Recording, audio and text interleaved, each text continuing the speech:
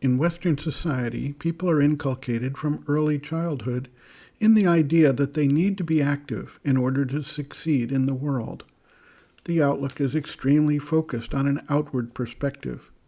The body, life force, and mind have to be trained and harnessed into action. Time not spent in active efforts at development and putting the powers of being to work is considered to be time wasted.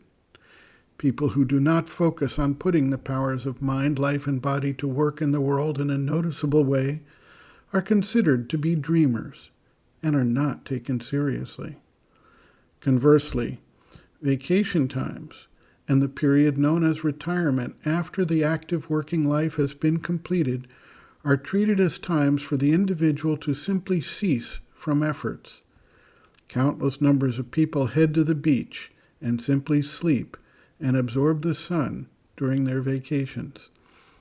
The absence of the rajasic mental and vital activity frequently falls into a tamasic torpor and lassitude. While this is the basic standard of Western society, there is no doubt that the underlying attitudes involved have crept into the Eastern view of modern-day life as well. This is now something of a worldwide phenomenon.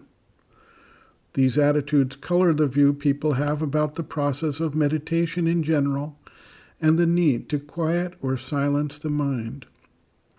Before meditation or the silence of the mind can actually take place, the individual has to overcome the basic mindset that equates quiet with the wasting of time. When the practitioner begins to experience the quietude of the mind, one of the first issues he faces is the fear that the emptiness he is experiencing in the mind is somehow a negative event. He may feel he is on the point of dying and losing his identity. He may feel like he is becoming incompetent without the thought processing that formerly occupied his mind. He may feel like he is losing something essential to his being. Whatever feeling arises, he needs to find a way to overcome it, let the silence seep into the mind stuff, and turn with aspiration to become receptive to the higher spiritual force that informs and manages without the constant flow of words or images that constitutes the normal mental space. Those individuals who have depended on the mentality for their action in the world, who have a career and an active external life, sometimes fear that they will not be able to function.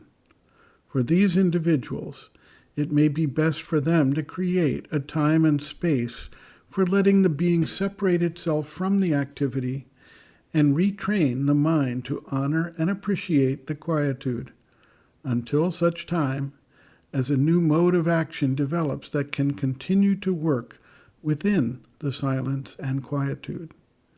Sri Aurobindo writes, quote, "Keep the quietude, and do not mind if it is for a time an empty quietude. The consciousness is often like a vessel which has to be emptied of its mixed or undesirable contents.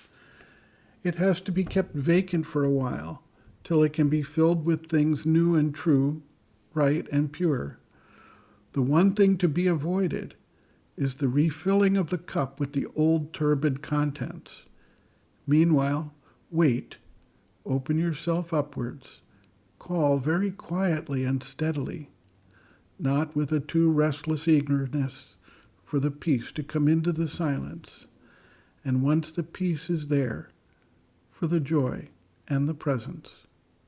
End quote.